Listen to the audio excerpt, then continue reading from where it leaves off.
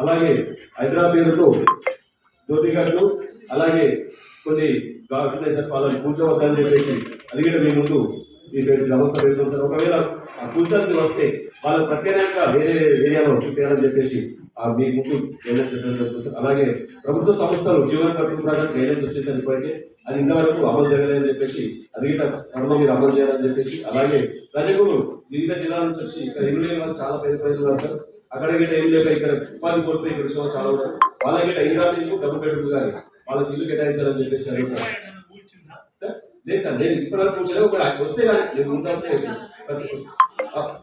Sir వస్తే కానీ లేదు సార్. మున్సిపల్ ప్రాంతం కానీ ఇక్కడ ఎక్కడైనా హైదరాబాద్లో కూర్స్తే ఇంకొకటి సార్, కొన్ని దోపిగట్టలో సమస్యలు ఉన్నాయి సార్. ఎందుకంటే అక్కడ వాళ్ళని దోపిలు ఉన్నారు, అక్కడ జాగా ఉంది, వాళ్ళకి పరిరక్షణ లేదు. అంటే అక్కడ కంఫర్ట్ వాళ్ళు లేదు, కొన్ని ఏరియాలో హౌసులు లేవు, కొన్ని ఏరియాలో బోర్లు లేవు. అలాంటి వాళ్ళకి మాటం దోపి కట్టుకుని శాంక్షన్ చేస్తే బాగుంటుందని చెప్పేసి మా అభిప్రాయం సార్. అలాగే రజకులు దోపి నేనేమంటున్నా, రజకులు చాలా దీన పరిస్థితుల్లో ఉన్నారు, వాళ్ళకి ఇల్లు లేవు, కియాలు కట్టలేని పరిస్థితులు ఉన్నారు. కొంచెం డబ్బు బెడ్రూమ్ కానీ ఇంద్రామా ఇళ్ళలో కానీ వాళ్ళకు ఇల్లుకి ఇచ్చే మొదటి ప్రయోజనం ఇవ్వాలని చెప్పేసి మీ ముందు పెట్టడం జరుగుతుంది సార్.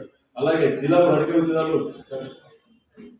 ఇవ్వాలని కోరుతున్నాం సార్. రజకుల హక్కులను మాత్రం కాపాడాలని చెప్పేసి మీ ముందు దృష్టి పెట్టడం, రజకులకు ప్రత్యేక చట్టం రక్షణ చట్టం ఏర్పాటు చేయాలని చెప్పేసి విజ్ఞప్తి చేస్తూ మాకు అవకాశం ఇచ్చారు. ధన్యవాదాలు సార్.